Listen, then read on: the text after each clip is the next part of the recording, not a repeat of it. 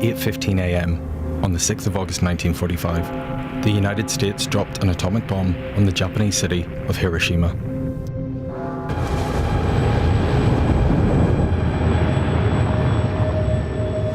The 瞬間もう家が崩れて真っ暗ですね。埃で真っ暗になるんですけど、で一体何が起きたんだろうというんでね、考えも及ばない、状況に呆然としておりました。Nearly a quarter of the city's population were instantly killed. Many of them were school children.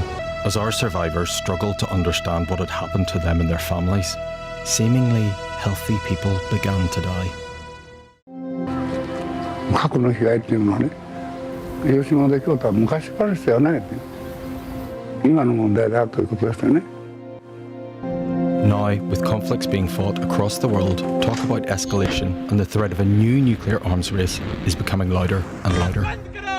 President Donald Trump is stirring global concern after posting on social media that he's ordered the Department of War to start testing our nuclear weapons. Trump says the move is meant to match countries like Russia, marking what could be the first U.S. nuclear test in more than 30 years. Оставляем за собой право применить ядерное оружие в случае агрессии против России и Беларуси.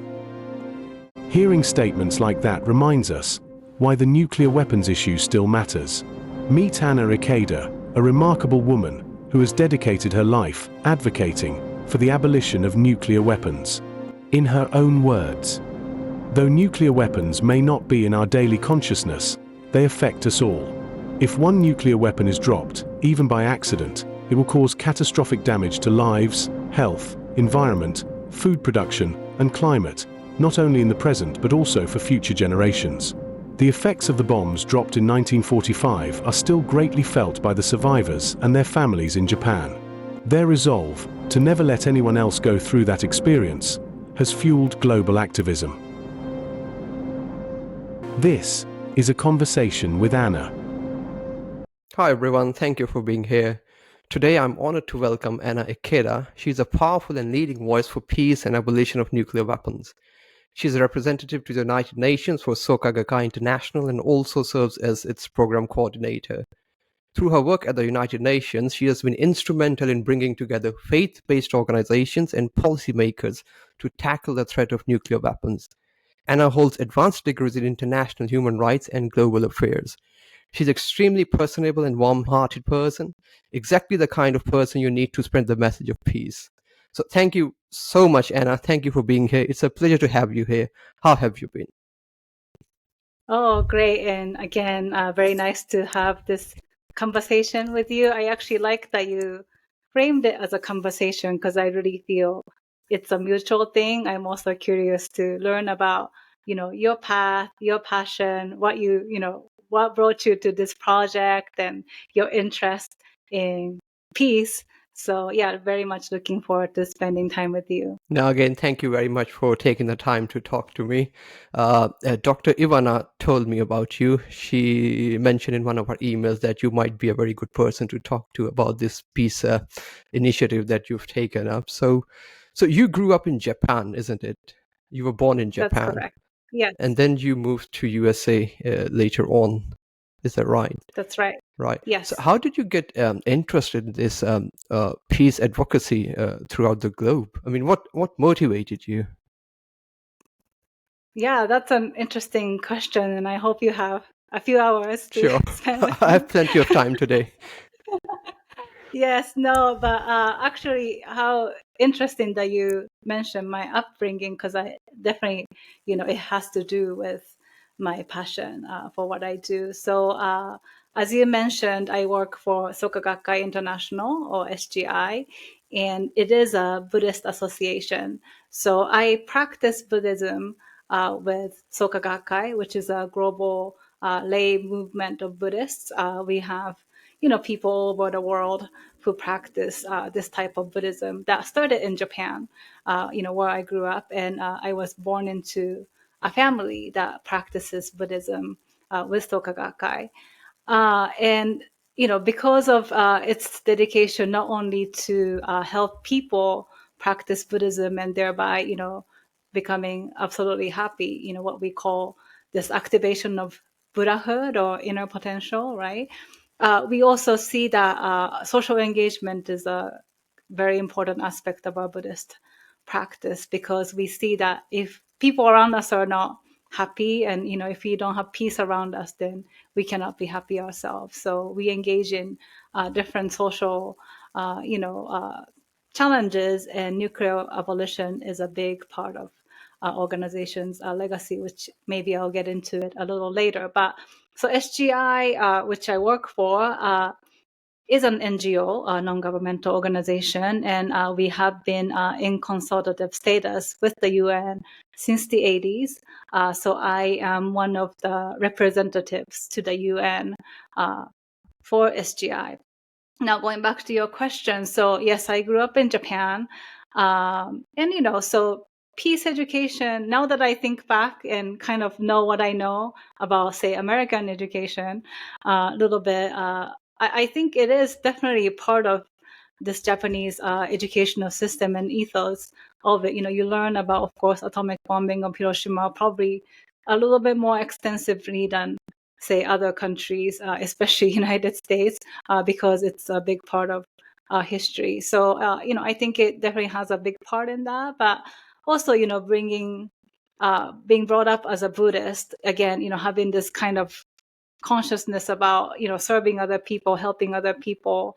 And I was so fortunate because actually when I was little, my father used to work for a travel agency, and when I was in 5th grade, we actually lived in Singapore for 2 years, and that gave me kind of a window into a world, right? And being exposed to other cultures, actually living in a country that was that went through scars of war, especially the Japanese military involvement. So, just kind of being able to see history from other perspectives definitely helped me. So I grew up thinking that I wanted to do something, to contribute to the world. And also, Buddhist organizations, then President Daisaku Ikeda, who passed away 2 years ago. And I know I share the same last name, so people always ask. I'm not related to him. It's one of our pretty common last names. But, he always talked about United Nations. So, just growing up, I had this kind of view of, I wanted to maybe do something with the UN. But yeah, I think definitely being brought up as a Buddhist, I had that kind of awareness. And long story short, coming to the US to pursue college education, and then I went on to study international human rights afterwards. And so I was really interested in not only like international law, international human rights law. I was more interested in the application of, those principles. I was particularly interested in children's rights and, rights of children to work. And then kind of my interest then went into more about human trafficking of children, and the rights of survivors. So I always thought I would maybe work in that kind of field. And I think, in the hindsight, what really motivated me was in studying human rights, I saw this kind of spectrum of human potential, like the humanity's potential to do absolutely horrendous things, such as treating other human beings with brutality, or maybe subjugating other people to torture, to being the victim on the other hand. But also human strength, right? Like, you see people doing incredible work to help other people, survivors being the advocate themselves. So I think that kind of like seeing how much potential each person has, either to be good or bad, that has always been kind of an interest to me. And now that's interesting that even in the nuclear weapons work, I see that, because people can create nuclear weapons or even ponder to use nuclear weapons. On the other hand, you can be affected by use or development of nuclear weapons, but those frontline communities, survivors, are usually our most amazing, voices for peace. So again, I'm just really, fascinated by our potential. Thanks for that. It's really wonderful to know that you got interested at a very young age. And I think it's when the youth gets involved, that's when the movement takes off sometimes. So Mhm. I hope everybody agrees to nuclear abolition in near Right. future. So when was this foundation founded, Soka Gakkai? And you mentioned it's an NGO. And how big is it? Sure. So Soka Gakkai as a Buddhist movement started in 1930, and it started in Japan as an association of educators, again, during that time when the world was moving toward World War, right? And there were a group of teachers who were really concerned that, people talk about education, but education for what? Kids who are being educated to worship the country, to basically discard your life in service of your country, right? And to kill other people. And they thought, that's not really the purpose of education, right? Education should serve, human integrity, human happiness, and especially children. So they were kind of gathering and studying, and then they found what they were looking for, interestingly, in Buddhism of Nichiren Daishonin, or Nichiren Buddhism that we practice. So again, in a nutshell, we follow a very specific lineage of Buddhist tradition by this 13th century Japanese priest called Nichiren. And his thing was, basically every human being is endowed with what we call the Buddha nature, or our highest potential for good. And we can activate that by chanting this phrase called Nam-myoho Renge Kyo. And he thought that this should be accessible to everyone. Buddhism shouldn't be something that's just reserved for people who could read or whatever of that time. So again, going back to the 30s, the group of educators thought, wow, this guy is basically saying the same thing. Everybody should have right to happiness, to exercise, what they believe is to be good, and to create value, through their own life. So they started this Buddhist movement, and now it's spread to 192 countries, from what I understand, practiced by, 12 million people. We have community, especially here in Las Vegas. I live, for example, I have a community of people who practice Buddhism, and, pretty much anywhere you go, you can find a group of, people who practice that Buddhism. And then, like I said, as an NGO, we started engaging at the United Nations in 1983. Then the president, Daisaku Ikeda, started writing peace proposals to the UN. Again, thinking that, okay, UN is not perfect, definitely by no means. It is a place of international politics. National interests are definitely sometimes in the way of coming together, but it's really the only universal forum where countries can come together and civil society can come together to tackle all these issues that are really beyond any one country. So he thought, as imperfect as it is, we need to support the UN, and that's why we started engaging in the UN. So the office that I work for, the Office for UN Affairs, it's a pretty small team, but we engage in issues as disarmament, human rights education, sustainability, gender, humanitarian affairs. So, again, we really believe that as engaged Buddhists, we need to support the UN and do what we can do. That's great. So what are the daily activities like for Soka Gakkai and for yourself as well? Yeah, that's a really great question. When I say, we work with the UN, I think people have certain images, but it's a very, sometimes very, I don't want to say boring, but Tedious. not very. It's a very tedious task. Exactly, tedious is the good word. Yes, lots of emailing, lots of phone calls, Zoom meetings. But I would say kind of there are maybe two levels of engagement. So one is definitely our work directly at the UN. We follow different UN processes. So, for example, just now, UN was, having this month-long meeting called General Assembly, and there are different committees that follow different issues. So as Disarmament team, we follow the first committee on peace and international security, where they talk about different disarmament issues such as nuclear weapons.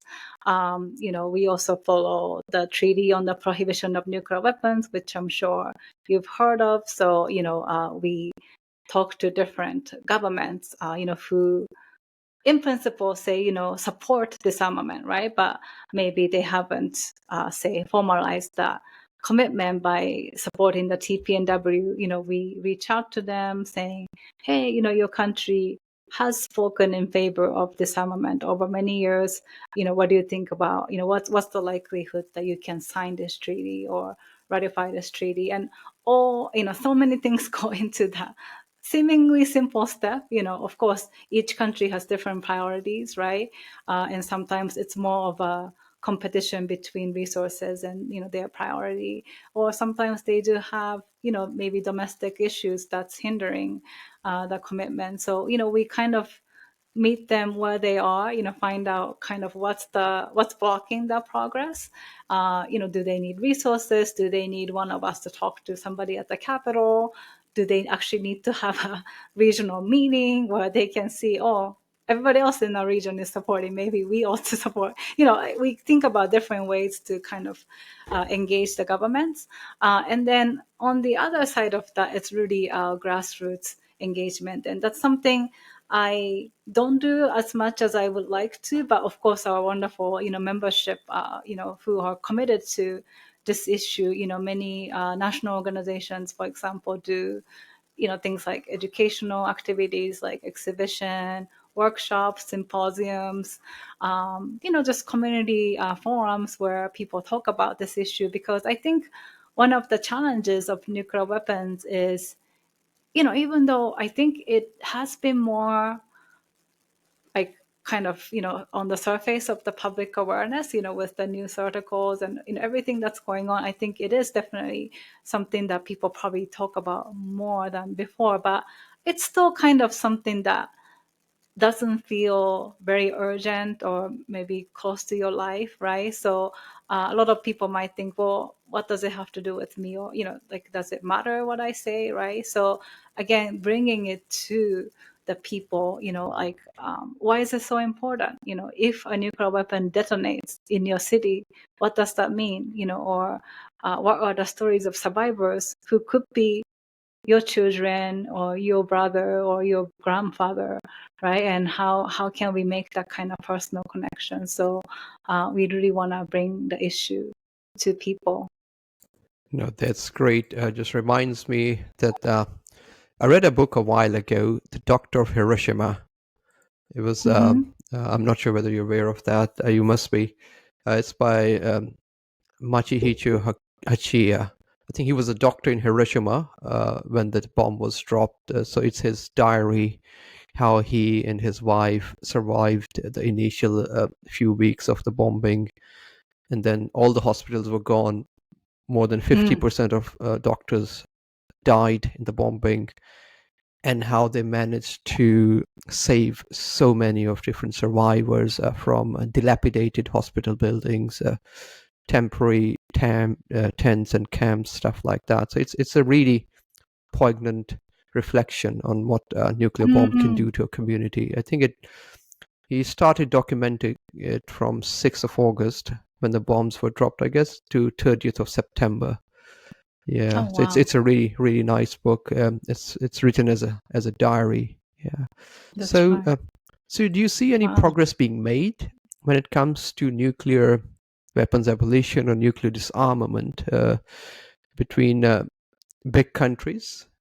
Let's say USA, China, Russia. It's Yes, a tough question, really, I guess, because there's so absolutely. many players involved and there's so many things that are happening geopolitical wise. So I mean, Absolutely. but basically, what I'm trying to understand is how do you navigate all that and still advocate for peace? Right. Right. Yeah. And ultimately, if I didn't believe that it's going to happen, then, I definitely wouldn't be engaging in this work. So yeah, definitely. I think all of us who are engaged first of all, I think somehow believe that it's possible, and also, refuse to not do anything, right? Because, I feel like if we don't do anything about it, thinking that it wouldn't make a difference, then we're going to be part of the problem. So I'd rather be part of a solution. In terms of progress, that's a hard one. And I think I think about that quite often. What does it mean to make a difference? Or what does it mean to, make an impact? And I think that sometimes is a tricky question because on one hand, we don't want to hold ourselves to the hostage as actions of the nuclear weapon states, and of course, ultimately, the real impact has to happen at that level, in terms of reducing nuclear weapons, not only the numbers, but the number of weapons at the hair trigger, their policies, their actions, right? But I think that one of the most interesting, or I guess encouraging progress, I would say, that I have seen, I've only been in this field for 10 years, and I know that sounds long, but in the nuclear weapon disarmament activism community, that's like, baby. I've seen many people who've been engaging in this for decades, and just like hats off to their commitment, their passion. But I think it really, I want to say I'm so fortunate because when I joined this movement at the end of 2014, that's when I think things were really moving into a different direction. And again, I know you're familiar with the TPNW, but really this kind of shift in, I don't know if I can say public narrative, but at least the narrative at the United Nations, when countries were talking about nuclear weapons, from what I understand, it was always discussed in this very kind of cold, vague, theoretical way, in terms of national security and strategic, positioning, posturing. I think it was intentional that language was kept that way to make it sound not only technical, but like something so far removed, almost like, not real, right? But to bring in this language of, well, let's be honest, it's a weapon of mass destruction, mass annihilation, genocide, that kills millions of people, not just the instant moment of detonation, but in generations to come, with the radiation harm, the burns and environmental risk and all these suffering. And that's a real consequence. And that's the kind of security that we need to talk about, right? And I think when the narrative really started to shift in that direction, where I'm sure, survivors were speaking in the UN forums before, but I think that really became the center, like it's not just an afterthought or it's not something that's nice to have. This is the absolute most important reality that we need to address. What do they do to human beings? And we can still do something about it. I think that was a real kind of impact that, and again, I think it's a impact of many, many years of, tireless efforts, from the community, really trying to change that scenario.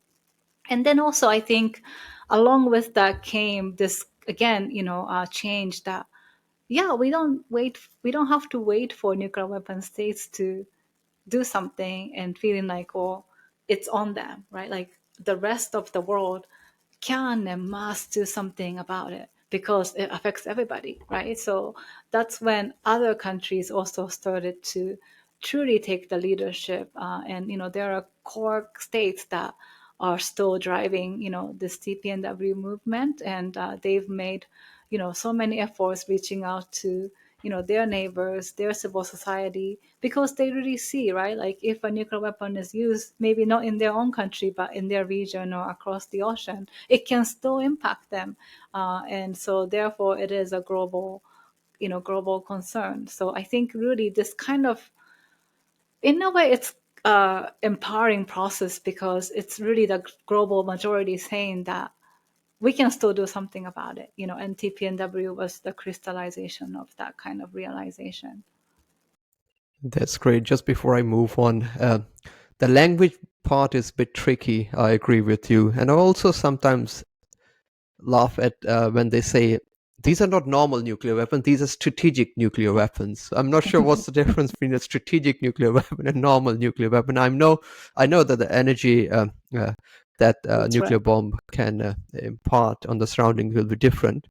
But yeah, the term strategic nuclear weapons, conventional nuclear weapons, it's just baffling how people try to rationalize, I think, the That's use right. of these weapons, I guess, on populations.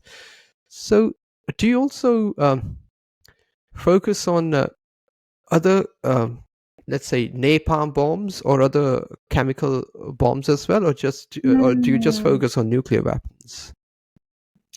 So yeah, nuclear weapons is definitely our main focus, and I feel like an old person going back to our history, but so my organization has a very special commitment to it because in the 50s, the president of the organization at that time, a man named Josei Toda, he made a declaration against nuclear weapons. And it was, looking back, it was kind of our organization's sort of like a first public statement on social issue at that scale. Because he saw, like this was late 50s when, countries were testing nuclear weapons quite a bit, or atomic bombs, right? And he saw that actually, as Buddhists, we need to engage in this because, again, if those weapons are used, that means the end of civilization. So it's really the opposite of what we believe as Buddhists, which is the ultimate, dignity of life, respect for life. And nuclear weapons are pretty much, opposite of that belief. So he decided to speak up on that. And then what was interesting, though, of the declaration, I'm just going to talk about a little bit, is that, he said, basically, we have to get to the bottom of the issue, or what he said, the hidden claw, which was this kind of human tendency, right? So, I think, again, as a religious person, he didn't frame this conversation as political or national issue, but like basically, like where do nuclear weapons come from, right? And of course, it's a human invention. And why would human beings invent something like that? And, from a Buddhist perspective, it is really a manifestation of our darkest tendency, what we call fundamental darkness. So this, I don't want to say human nature because that's not who we really are, but our tendency in ourselves to want to dominate others or discriminate others because of whatever justification that we give to ourselves. And really, when it's uncontrolled, it can give rise to violence or killing or invention of weapons of mass destruction. So he really saw this from a kind of like at the life level, and that's how we've been talking about this issue since that time. So of course, our peace movement as the organization stemmed from that declaration. So it's kind of an issue that's very dear to our identity as an organization. So in terms of our disarmament work, though, yes, we do see there are so many other weapons that also impact people and our environment, and we do support humanitarian disarmament movement. The other issue that we also now engage in more increasingly is the issue of autonomous weapons systems, or what we call killer robots. So and again, with the use of AI in the military domain, and now it's being integrated into so many weapon systems, and how rapidly technology is changing the way that wars are being fought. We really feel, again, for us, the threshold is this kind of lens of human dignity, and machines or algorithm should never be deciding who to kill or when to kill. And of course, we shouldn't be making that kind of decision anyway, but especially when it's delegated to, machines, that's when we really felt that we have to say something. So we are mainly engaging in those two campaigns as SGI. No, that's great. Do you also focus on nuclear testing? Because many countries do nuclear testing, and nuclear testing, when I was talking to Dr. Ivana, she mentioned that it also results in harmful environment, both for obviously flora and fauna and also for humans as well. So do you also focus on that, or do you mostly focus on the weapons side? Yeah, no, that's a great question. And I'm sure it's also in many people's mind, especially with the recent news of President Trump commenting on US resuming nuclear testing, right? Yeah. And I know there's even a debate within our community about what he really meant, because, nuclear weapon testing hasn't really been done recently, right? Of course, they test the missile systems and all that, but the testing is a serious issue, and we do definitely work on that, because let's be honest, it has happened until very recent history, and there are people who still suffer because of that. So as an organization, for example, we helped produce a documentary of Kazakhstan's nuclear testing survivors' stories, called "I Want to Live On." And even as a Japanese person, I didn't really know until I started this work how much this issue impacts other communities, other frontline communities. Even in the US, right, we have survivors of nuclear testing, in Marshall Islands, in Kazakhstan, in so many different parts of the world. So there's a term, global hibakusha, right? So yeah, definitely the human suffering is the same, if it's the use in war or in testing, right? And it has just generational impact, that's just really difficult to talk about, but we all have to know. So yes, absolutely, we also focus on that. And yeah, again, just so powerful to be able to hear their stories, like the first-hand account of surviving, such, I don't even know what the word is, but and I don't take that for granted. Every time I'm able to hear their stories, I just have so much appreciation, because I just cannot imagine, what it takes to have that kind of courage to share, their trauma, and, not just for themselves, but their families, their community. And, but because they really see that, they don't want anybody else to have to suffer that again, they keep sharing. So, it really enrages me when political leaders, especially, casually mention things like restarting nuclear weapons testing, or even, kind of flirting with the idea of maybe we can use nuclear weapons, because do they really understand what that means to millions of people at their level of life, right? Like, what that can mean to people if that really happens, right? So I think it's just kind of like the lack of imagination that really, that makes me so angry. But also we really have to work on that kind of, developing that kind of compassion to other people. No, I understand, and I can fully understand why it makes you angry, because one, it doesn't get much coverage from corporate media. Second, like you mentioned, the language is vague, and it's intentionally vague. And the third, politicians sort of casually talk about it without going into the details as well. Because, and also the people who are the victims of nuclear testing, they don't really have a say in it. They can't say no. Nobody asked them, can we do nuclear testing in your backyard, That's or right. somewhere, let's say in Martian Islands? Nobody asked those people. Nobody told them Right. what the consequences would be, so they're still suffering. So that's one of the saddest part as well.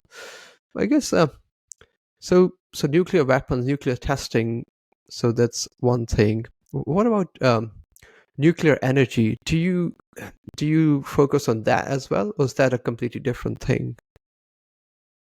Yeah, we haven't really worked on that issue, but now that I'm like really learning about it, I see there's definitely a intrinsic connection, right? Because it's the same form of energy, the production process, the impact of waste. So I can't say the organization is actively working on that right now, but we definitely are looking into that. Yeah, because it's how you dispose of the waste. That's the biggest problem at this point, I guess. Because now with Is AI, that a big issue in Australia too? so we don't have nuclear energy over here. We might go down that route, I guess. Let's see what happens. We've got a lot of renewable energy in terms of solar and wind, but nuclear, no. But yeah, I mean, with the latest advancement in China using the thorium reactor, so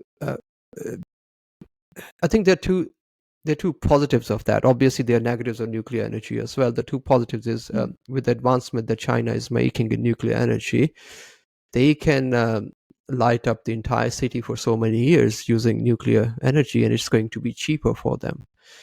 And with all the technology and the AI, all these kind of technological advancements, they need a lot of energy to keep functioning. So where would that energy come from? Because conventional energy, I know in Europe and America is really expensive. I think it's 14 cents per kilowatt hour in America, something like that. In Europe, it's even expensive.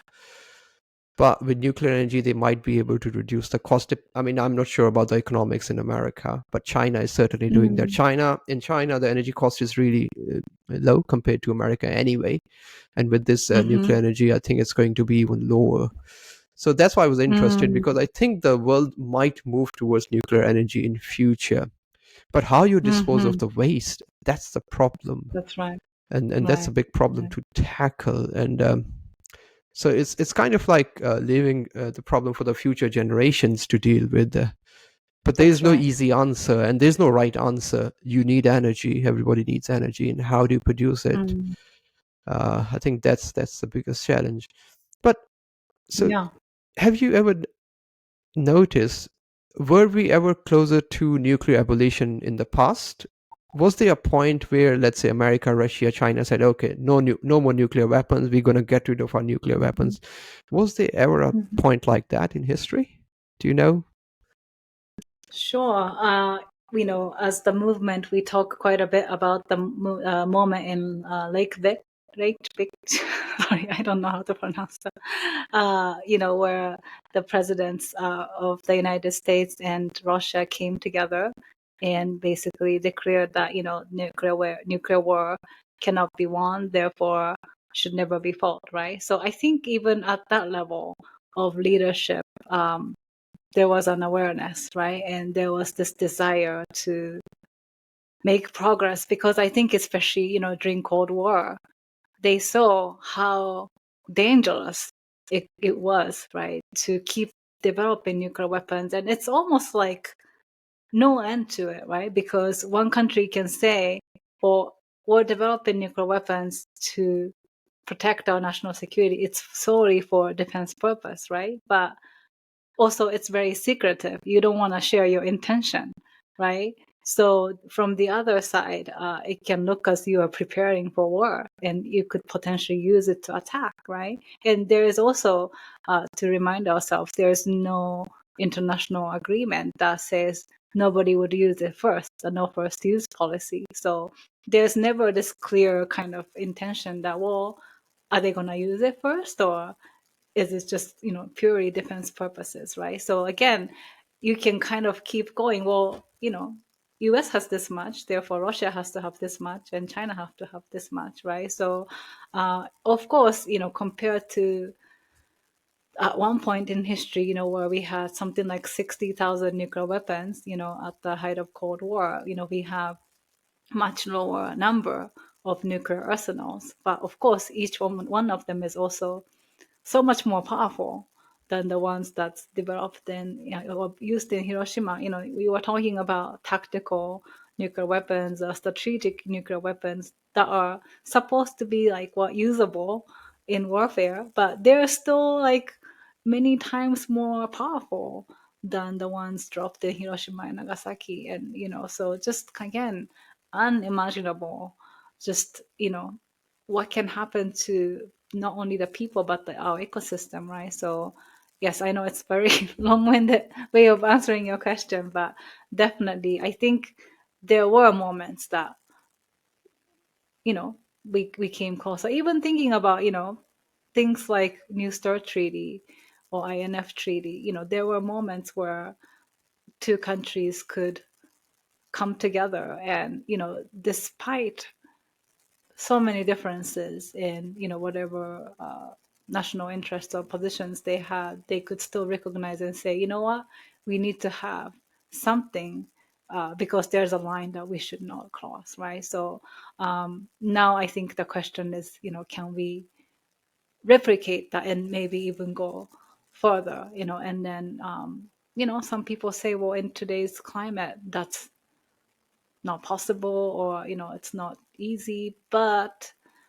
I feel like that's precisely the reason why we need something, because we're definitely playing with fire right now, right? So again, I just really feel this sense of urgency needs to be turned into some kind of action. I have so many questions, but again, thanks for the detailed answer. Just before I move on, you mentioned that you produced a documentary on Kazakhstan. I mean, Yes, after this conversation, are you able to send me a link? I'll try to put it in the video description. absolutely. That will be really useful. Yes, So, yes, do you I think would love to. in future we will get closer to, let's say, less nuclear weapons or zero nuclear weapons? I mean, Mhm. the reason I'm asking is because you've given talks in United Nations. I mean, how do you? What's the reaction of different governments over there? I mean, Mm. when you go and present your nuclear abolition points, how do they react? So encouraging thing is the majority of the countries agree, and they see it as a priority. So I think often we think about the 9 nuclear weapon states and their allies, and of course um, they are powerful, and their actions are definitely important. But we have to remember that they are super minority, and majority of the world, the majority of global populations live in countries that don't have nuclear weapons or nuclear weapon free zones. So I think there's definitely this kind of shared sense that yes, it's an important issue. Yes, we need to do something about it. And I think that's why again the TPNW was able to come into realization, because they recognize that. So in a way, when we do our work at the UN, it's very encouraging that many countries agree. Of course, now there are differences in opinions about what are the steps that could get there, how quickly can we get there. Some are more cautious, some are more optimistic, right? But I think again, it's quite encouraging that people see that this is something that we could and should do together. Sorry, I was on mute. So do you work with United Nations officials also in preparing different steps that can be taken by different governments to sort of slow down on nuclear testing? I mean, how do you? Uh, uh, what does United Nations ask of you when you present a case? Okay, there should be ban on, let's say, nuclear testing, or we should probably start producing less nuclear weapons. How does United Nations react, and do they sit with you to come up with a plan? Yeah, definitely there are kind of different, I guess, forums or settings where different parties come together. I think bottom line is UN itself is an institution whose primary purpose is to facilitate dialogue among the nations. So it's really the member states and the governments that are in the driver's seat, for the lack of better kind of metaphor, so ultimately, UN's role is to ensure that cooperation happens and, that they are able to provide a venue where conversations can continue, right? And it's kind of this like neutral place where every country has a say, so to speak. And of course, there are times, the UN leadership takes positions, right? So, the, sorry, Secretary General or Under Secretary General would, make statements or remarks and urging member states to, take certain actions. So, they definitely do have some influence, but, ultimately, their role is to support the government's actions, and as civil society too, we are sort of playing in the field where main actors are member states. But I think in certain forums like the TPNW, I think civil society are definitely seen as, credible partners. So, people like Ivana, right, for example, that you interviewed, she is on this scientific advisory committee that can share, their insights at the UN proceedings, right? And we are also able to organize things like side events or write papers and, just to really share our own expertise. So, we all are, coming together in this forum. But yeah, I know the way UN works is not very straightforward, especially if you're looking from the outside. And it's a lot of bureaucracy, lots of, things that are maybe not the most effective, and I think that's the cost of, trying to involve everybody, but every country's views should be valued, regardless how small or big they are. No, I agree. I mean, it's a cost of involving everybody, and I think through dialogue, probably that's the only way you can reach a solution.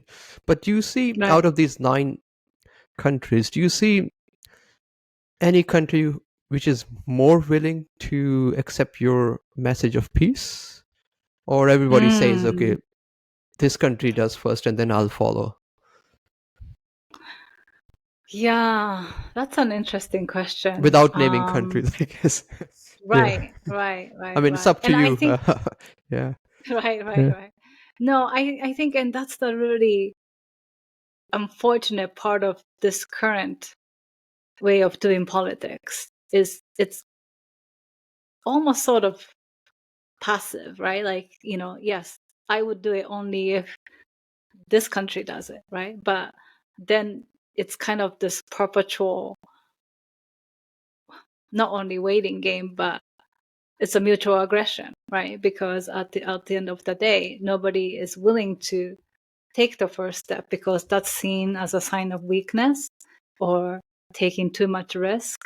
And, I think it's kind of colored by this worldview that it's, the world is not a win-win game. It's a win or lose situation, right? Where if you show any sign of weakness, the other will take advantage. But, again, is it the reality? And is it is really driving all of us to this planetary suicide, right? So I think, that's why, my organization, we are really thinking about how can we change that, right? And I really appreciate it when you said, you see that dialogue is perhaps the only way, right? And we really believe that. And, some people might think that's naive or too idealistic, but I just feel actually that's probably the most realistic way, and I think, that's why we talk so much about education, because we really feel that ultimately we need to change the way we think about security and about our relationship to each other, right? And, you talked about, for example, or what if like nuclear weapons are abolished, then what, right? We could still come up with something maybe even more terrible, right? And with the technology, I'm like scared to even imagine what could that be, right? And maybe there is already something in the works, who knows, right? So I think ultimately, yes, we can perhaps end nuclear weapons, right? And I mean, there's actual technical solution to dismantle every nuclear weapon in the planet, from what I understand. And somebody said to me the other day that it takes maybe about 10 years, but it's doable, right? So that's not the question. It's definitely political will, but also really ultimately it's how we do so-called politics at the international level. So ultimately, if we cannot change this way of thinking where it's okay to have this kind of tool of mass annihilation, just so I can say, I'm protecting my people, and this is the way that I can negotiate my way. It's like we have to really change at that level. And again, it might sound like a really long-winded way to say that, we need to change people's mindset, but we really feel if we can't do that, then no matter how many disarmament movements we instigate, we're going to be keeping the same story over and over and over. So, as at the same time as we work on abolishing nuclear weapons, we really talk about changing people's mindset. And that's why we really value education, really not just sharing information and how terrible nuclear weapons is, but to really think about, whose security are we talking about? And, how do we resolve conflicts without violence? We really have to get people to think about things like that. Now, you've raised two very good points. One is, even if we get rid of nuclear weapons, then what comes next could be even more dangerous. And the second one was, again, it can be achieved through dialogue or peace, but I guess many countries are pushing for wars. So when you have that mentality at the back of your mind, you will find justifications to come up with policies that will produce more weapons, including nuclear weapons. So I'm guessing it's that mentality of waging forever wars, fighting with other countries. So I feel like unless we get rid of that mentality, it's very difficult and challenging to make people realize that no, nuclear weapons is not the answer. So do you sort of go down to that level of understanding also when you talk in United Nations and when you talk with government officials that, okay, maybe try to have, less wars, I guess? Yeah, absolutely. It's really shifting the culture, right? Culture of war, culture of violence to culture of peace. And, again, as naive as it sounds, that's really the only way. And, also we cannot forget how profitable, unfortunately, war is and militarization is. And really, creating systems of killing people makes money. That's the unfortunate reality. So how do we move away from that? I think that's another thing that peace movement we have to think about. So yes, absolutely. I think as an organization, we are not only working toward a world without nuclear weapons, it's really a world without war. And again, we believe, going back to this kind of my fascination about human capacity, I think we're capable of that, So humans create nuclear weapons, humans create war, but humans should also have capacity to coexist without peace. And, we're in 2025. Don't tell me that we haven't had enough time to learn how to coexist peacefully, And I think it's absurd to think that it's our nature to go to war, and it's absurd to think that that's the normal way of reconciling differences.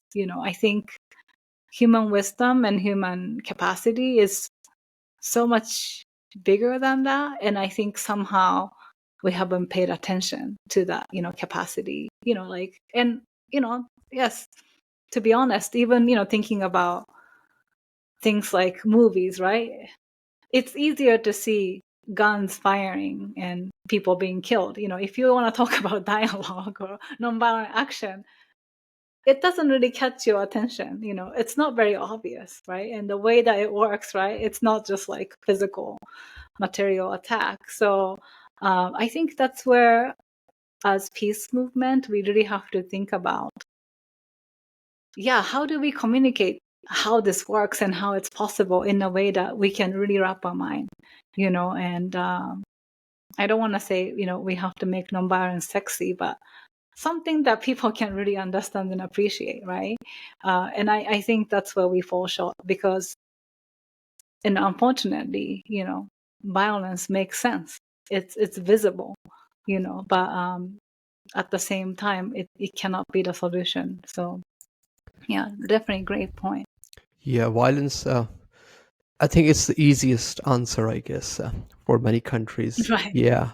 So, and obviously, like you mentioned, there's a lot of profit involved in war and creating weapons, selling weapons. And what do you do with weapons that get old? You sell it to poor countries, and then you create new weapons, new modern weapons, and then you start the entire That's right. process again and again. So I guess, so you've touched on the intentional use of nuclear weapons. What about the accidental use? Let's say, is there a possibility that some country might accidentally launch a nuclear weapon on another country? Yeah, absolutely. There are documented cases, right? Not only of accidental use, but like literally like casually dropping them, while transporting them. And, I think I've heard something like, it's just by pure luck that nothing has happened, but luck is not a great strategy when it comes to something like Correct. nuclear weapons. So yeah, definitely there are even books or documentaries talking about something like that.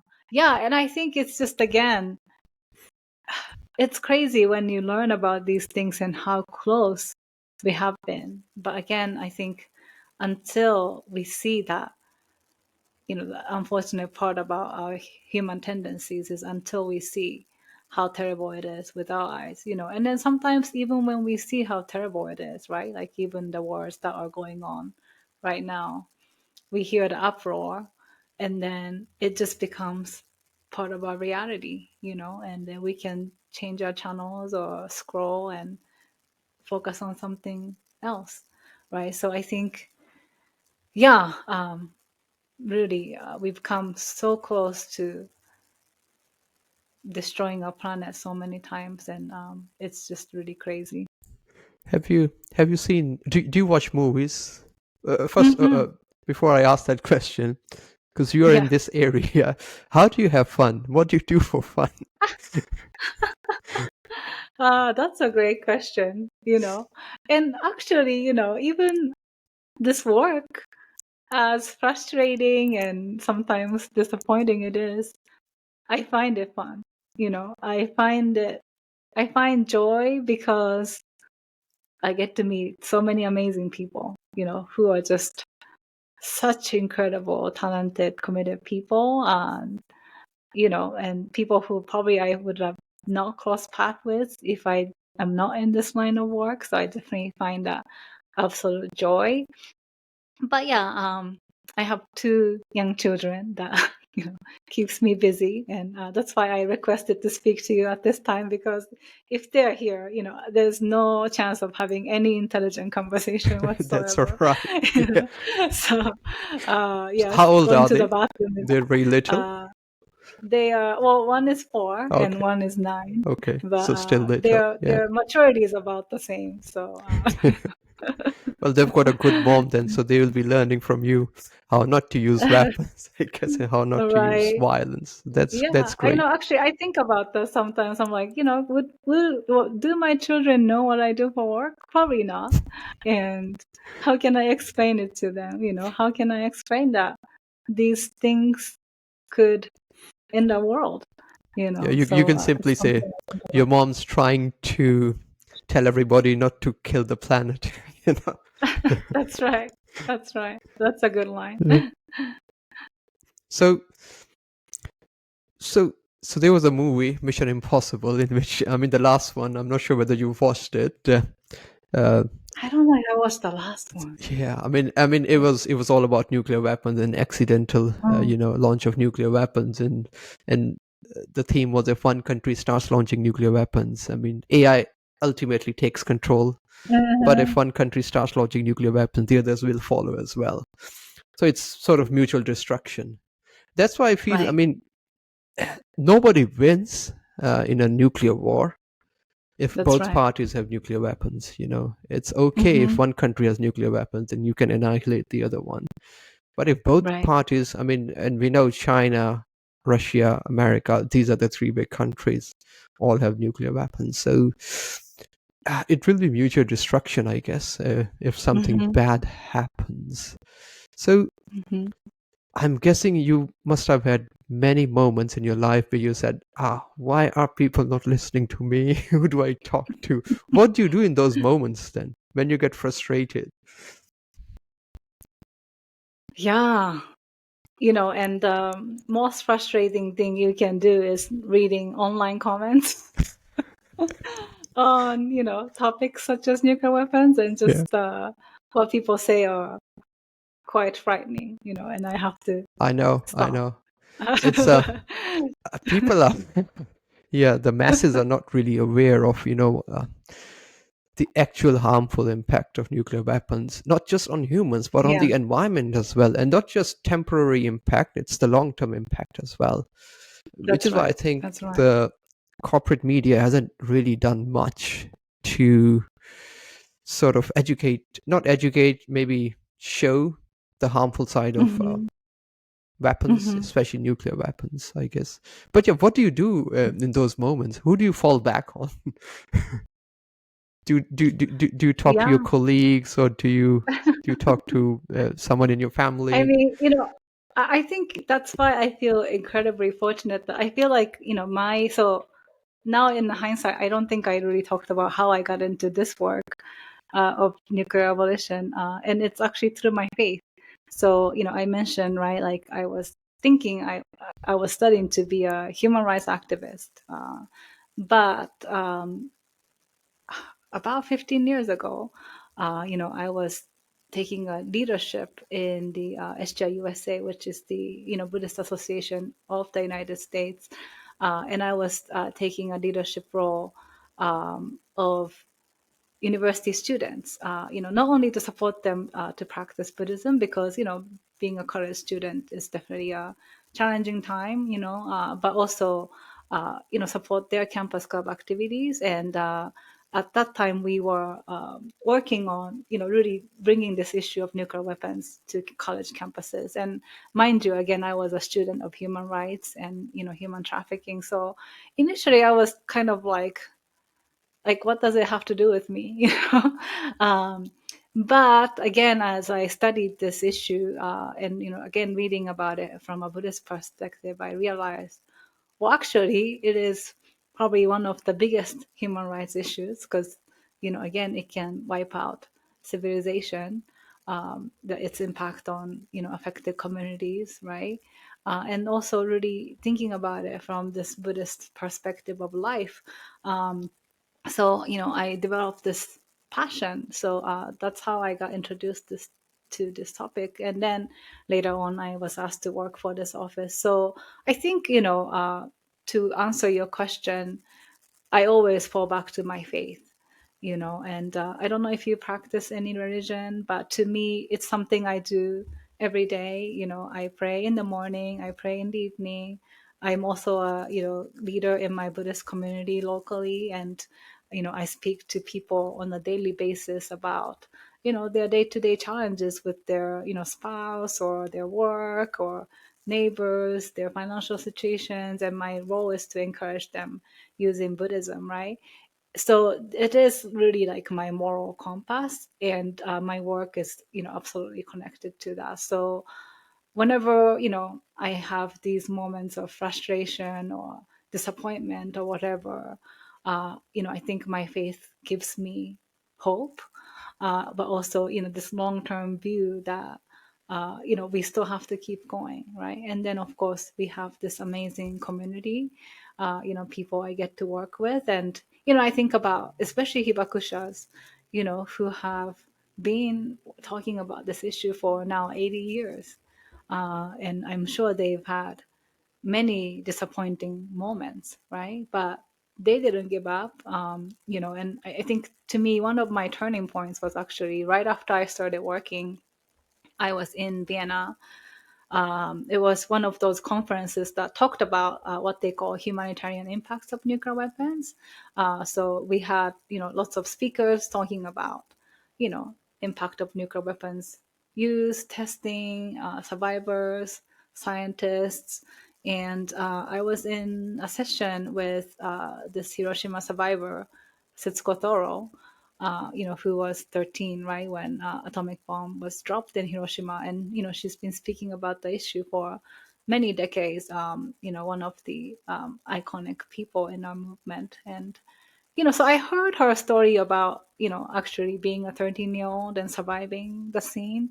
But in this particular workshop, she spoke about why she became an activist. And I didn't know, now it makes sense, but I didn't know that among all the hibakushas in the world, it's a very small percentage of them that actually speak about the issue. Many people even never speak about their experience until they die because it's that traumatic, right? To not only survive it, but to see your friends and families basically vaporize into air. So, when she shared her story, which was really moving, I just thought to myself, wow, this person, basically she was a graduate student in the US and decided to talk about this issue when a newspaper interviewed her. She spoke her mind, and then there was a huge backlash. This was in the 50s, I think. So she was basically receiving death threats, so she had to really think about, okay, do I keep speaking up and experience this kind of abuse, or do I just shut my mouth, right?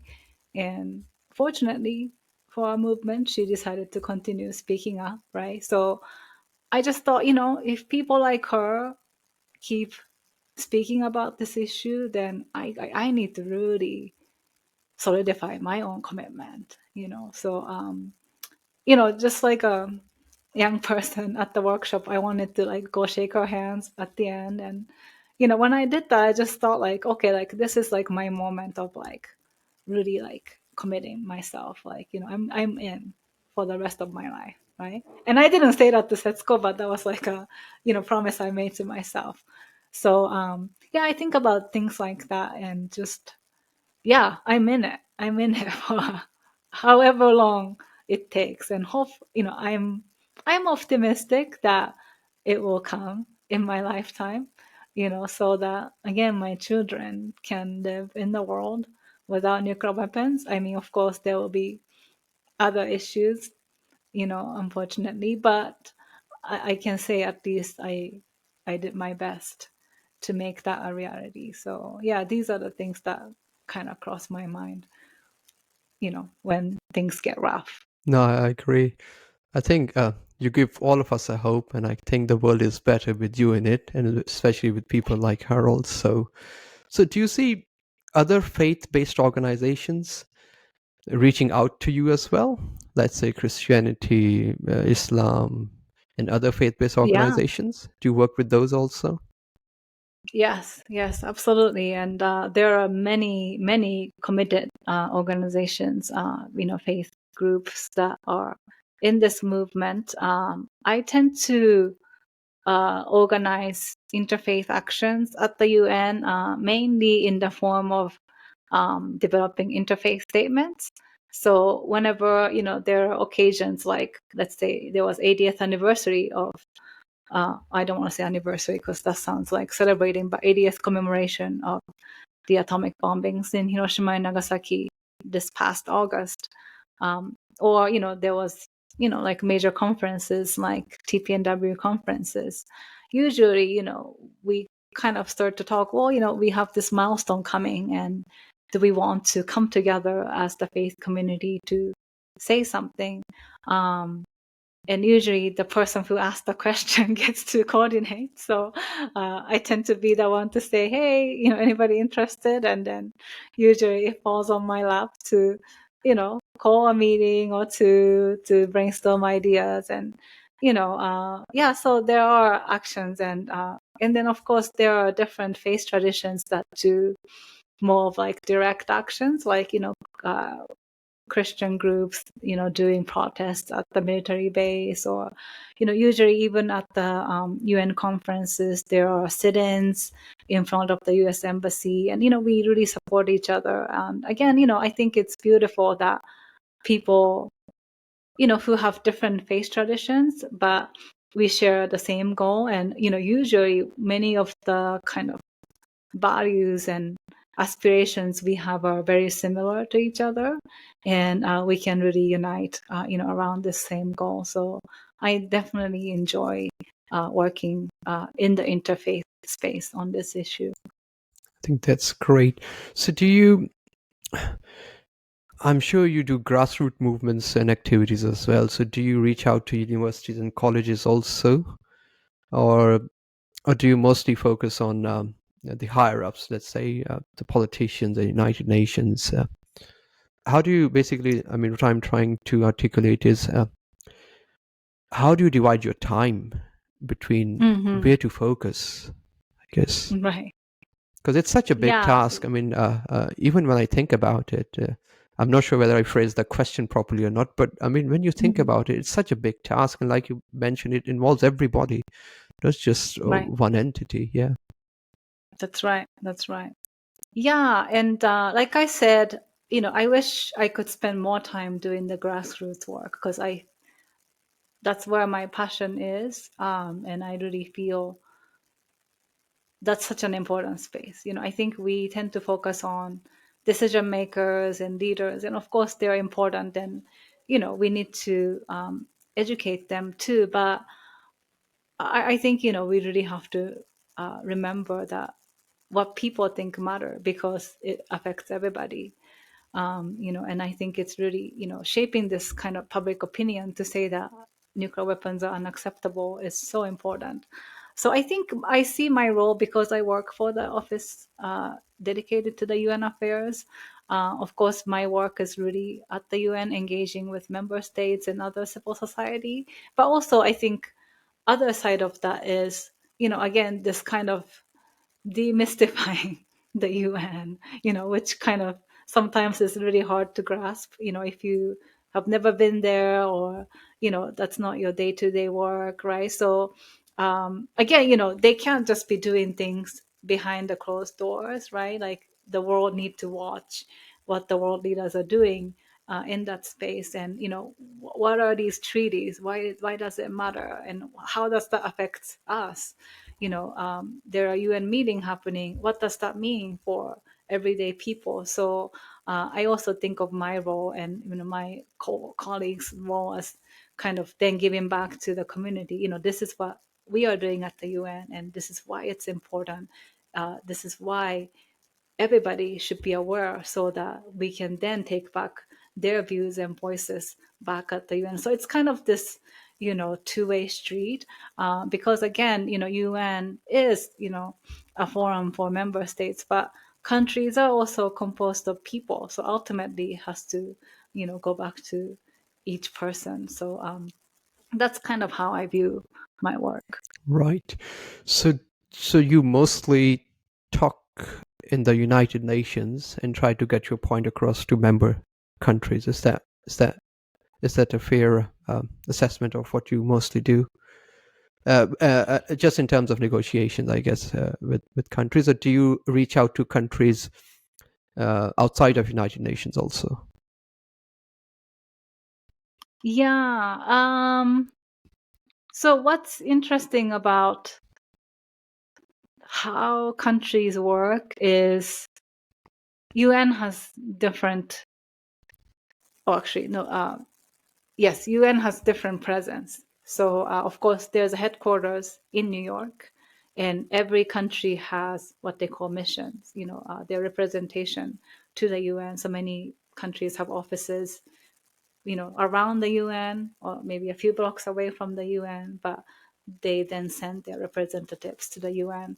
They also have representations in other places like Geneva, which also has some, conferences on disarmament. And, not every country has a representation there, but most countries do.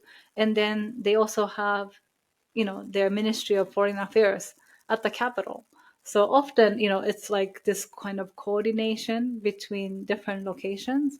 And sometimes experts in New York might be aware, but maybe people in Geneva might not be aware, or maybe people back in the capital might not be aware. So yes, I do talk to or communicate with, different people. And, it's always important that people back at the capital are involved, because ultimately they make the decision and then they send instructions to the mission. So, let's say if we are, encouraging certain countries to, sign the TPNW, we may engage with the diplomats in Geneva or New York, the ones that we have relationship with, but ultimately we also try to liaise with the capitals so that they can coordinate their actions. So yeah, that's definitely one of our main audiences. But also we sort of think of our colleagues, NGO colleagues, as our audience too, because it's such a big issue, like you said. So no one can tackle it by ourselves. And I think of course each organization has its own priority and different methodology of work, but I think there's value in coming together. So whenever we share what we are doing or how we are doing our work, I really hope that it intrigues other organizations to come together. And that's why I value things like interfaith collaboration, because yes, each organization has its commitment, and it's wonderful, but when we can collaborate, we can come together and our strength can be multiplied. So that's other kind of people that we are speaking to, so to speak, in our work. Right. So let's say this recent United States decision to restart nuclear testing. So how do you react to that? I mean, not you as a person, but how does your organization react to that? Do you reach out to United States, or do you say that we need probably a hearing at United Nations? What do you do?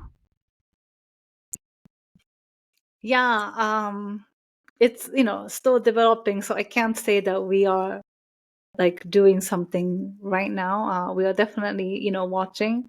Personally, speaking, I think we need to keep reminding people what that means, right? And nuclear testing, I think, again, just going back to the terminology, sounds like a science experiment, but like, what does that really mean? And it's still use of nuclear weapons, depending on what he means. Again, I mean, you can test nuclear weapons, I think, technically on computer, but if you want to test the actual weapon, then that's a real detonation that can have real impact, right? So what does that mean, right? And again, just reviving the stories of survivors, people who have lived through these experiences, that's important. So I think, as an organization, we always try to bring it back to the real cost of, human life and human dignity and what it means to us.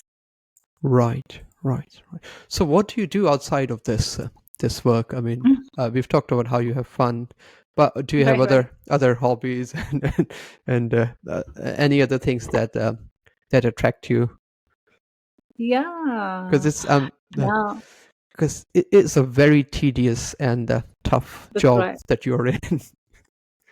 Yeah, absolutely. I mean, my Buddhist community definitely keeps me busy, and sometimes that also feels like a full-time job. My husband makes fun of me, like, that I'm everybody's therapist. But, again, that's something I feel such privilege to, have this kind of insight into people's lives.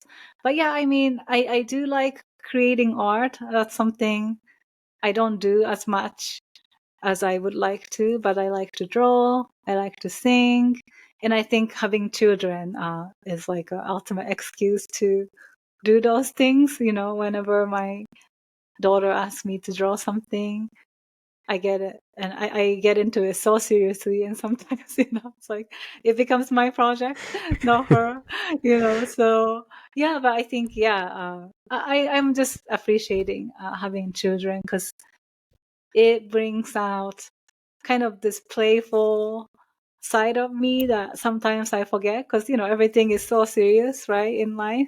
But I think we need to have fun. We need to, you know, have a sense of humor and laugh and be silly and be goofy. And so I really feel like my kids are my teachers and, you know, reminding me to not take everything so seriously. No, that's great. That's great. So do you do oil painting or water painting or just sketches? Yeah, yes, pencils is my Pencils. Okay. preferred mediums. That's Are you an artist? no. I used to sketch back when I was in university with charcoal and pencils, Oh, but wow. that was that was Those are probably messy. that was long time ago. That was long time Yeah, ago. yeah, yeah, yeah. Yeah, so no time now. And what brought you to this interest in really talking about global So peace? obviously, I mean, like you mentioned, it's a problem for all of us. And Sure. first, I was surprised that you accepted the invite. Because let's be honest, I'm a nobody on YouTube, and I don't really get many views anyway, so I have to apologize in advance. But Oh I was also no. surprised that Dr. Ivana, just like you, she was so warm and she was so uh, honest as well, and I was surprised she also accepted it. So I think it's a Yeah. problem for all of us. That's what I feel, and I'm trying to.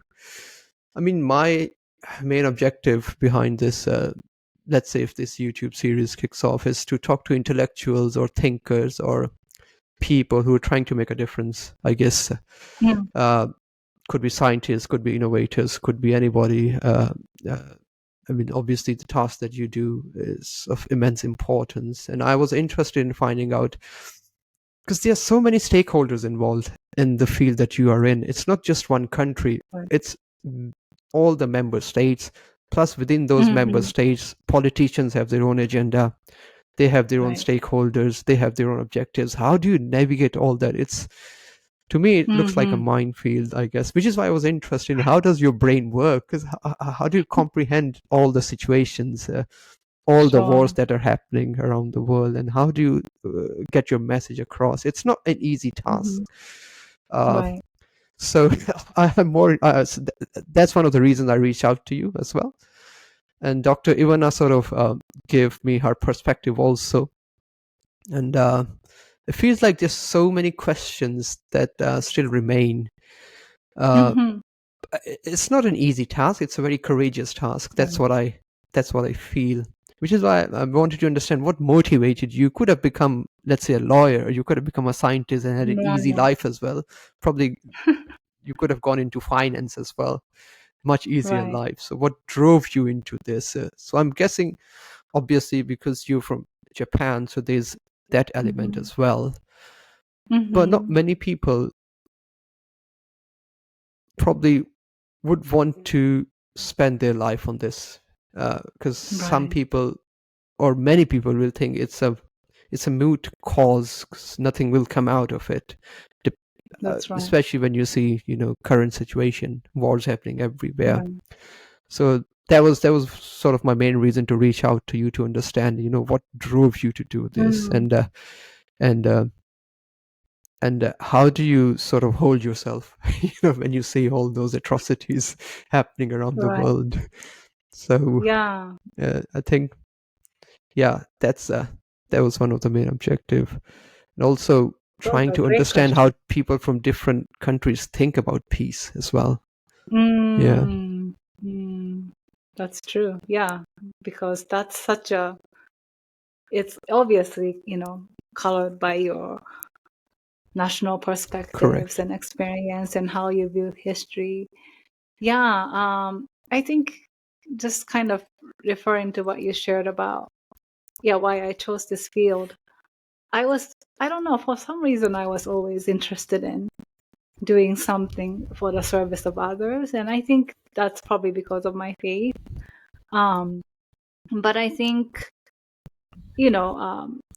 yes, there are days I'm sometimes like, what I do really matter? Like, like does it contribute to decreasing the number of nuclear weapons? Like, I mean, it's not that simple, right? So it is a work that you can't see immediate impact in a way, right? Like in that sense, at that level, but you can see impact in the way that people think or the way that people engage. And sometimes you do see a life, like a light bulb go off. So again, going back to the time when I was coordinating campus club activities for my Buddhist association, there were students who would basically say, what does it have to do with Buddhism or my life? I'm an art student or I'm a finance student, and like I don't really care about nuclear weapons, right? And I could understand because I was in the same shoes before, and it took me a while to kind of develop my own why. But I think one kind of framing that resonated with many people was when we talked about it. We had this kind of dialogue series called "What is the atomic bomb in your heart?" And we talked about what is the trigger or situation or person or something that really makes you angry, or maybe like, do you have a moment where you feel like, I wish this person did not exist, or I wish I didn't have to deal with that situation, right? And just think about that kind of feeling of powerlessness or anger or disengagement or what have you, and really feeling like there's a disconnect between you and the other person, right? And then imagine that's being multiplied so much and it becomes as big as nuclear weapons, and I think a lot of youth could really relate to that analogy. And again, that was like 15 years ago, but hopefully that still resonates with some people. And we actually did this workshop recently through my work with some people in the nonviolence community, and it still seemed to resonate. So I think just again thinking about how to personalize this issue, because yes, many of these global issues, not only nuclear weapons but war, militarization, climate change, it can sometimes feel so big, so complex, or so far away that it's really hard for each of us to feel that connection and passion, right? But I think we need to really meet people where they're at. And, what do people care about? What can they feel, somehow personal connections to? And then show that there is interconnection with everything. And how can we really cultivate that? So I think that's definitely, one challenge that I've been, thinking about. But also I think, I was guilty of not really engaging in like a climate movement and sustainability for a while, because again, I just felt like, like what does it make a difference if I shorten my shower 5 minutes, or if I recycle this bottle? I mean, there are millions of people who waste so much resources, or companies that pollute the environment, or countries that, produce weapons that emit, greenhouse gas, right? So like, what do I do as a single individual? Just felt like a tiny drop in the ocean, right? And does it really make a difference, right? So I think that really prevented me from taking action like for a long time, and now that I look back, it's almost embarrassing to say that, but it was really a true disconnect until one day. And there were, of course, I was kind of embarrassed, and I was curious. I was reading and studying, and but I think there was one moment where I really felt like, well, it almost doesn't matter like what the impact of my action is. It's more important that how I want to live my life. So if I feel, taking certain actions to conserve energy or to protect the environment aligns more with who I am and what I value, and it makes me feel better, then that's already a great impact in of itself, right? So it almost doesn't matter, like, what does it really mean in terms of the energy being saved and, all that technicality. It's really more about who I am. So, in the nuclear disarmament work too, yes, I do care about making a real impact, and I do believe, what we do matter, with the TPNW, with the NPT, and other, international agreements.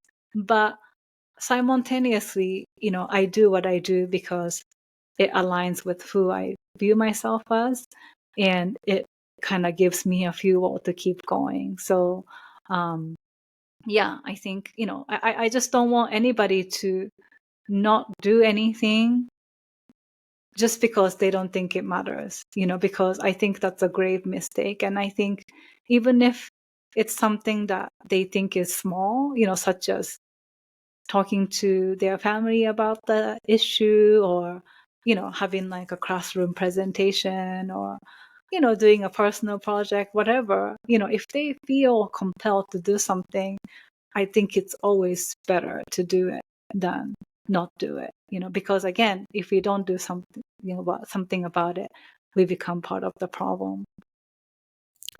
No, that's very well said. And have you thought of doing TED Talks, things like that could reach common people or normal people, or Yeah. because No, and going back to what you said about how surprised you were that I said yes, but no, I was really surprised because I sent invites to like a lot of people. You only I'm one or sure two you say did. yes. I said okay.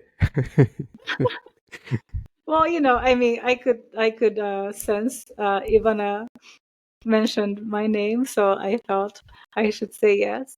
But also, just really, if I keep talking to the same people I always talk to, then it's not gonna go anywhere. So I think talking to new people like you and, your audiences, Which is very whoever they tiny are. at this point. Yeah.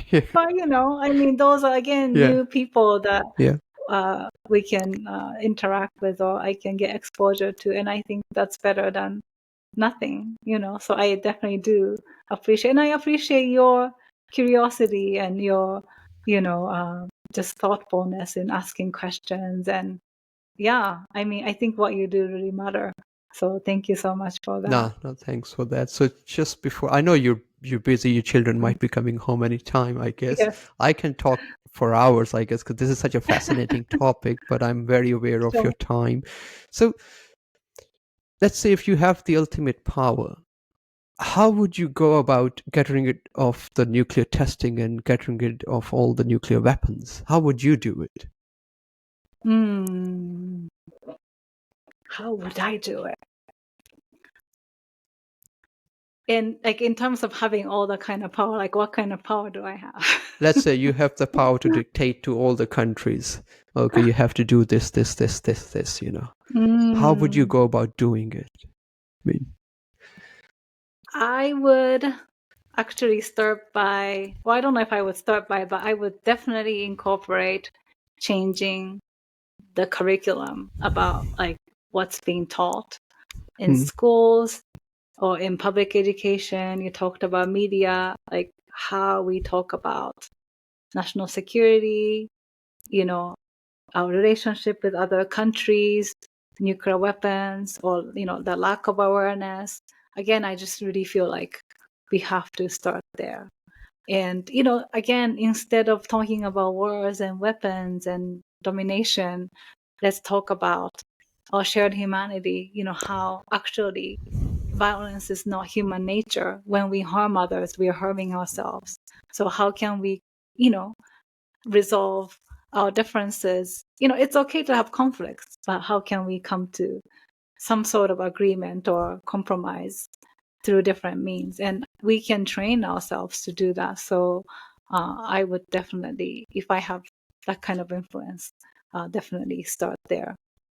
That's great. I'm not sure how much time you have, but I can keep going, but I'm really aware of your time. I know you're a busy person.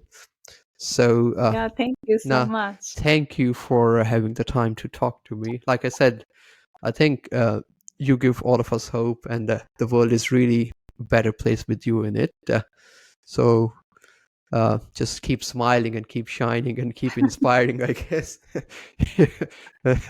There's not much I can add. I guess you're already doing a great service. So what I'll do is I'll stop recording now. Don't leave the Okay. chat. Yeah.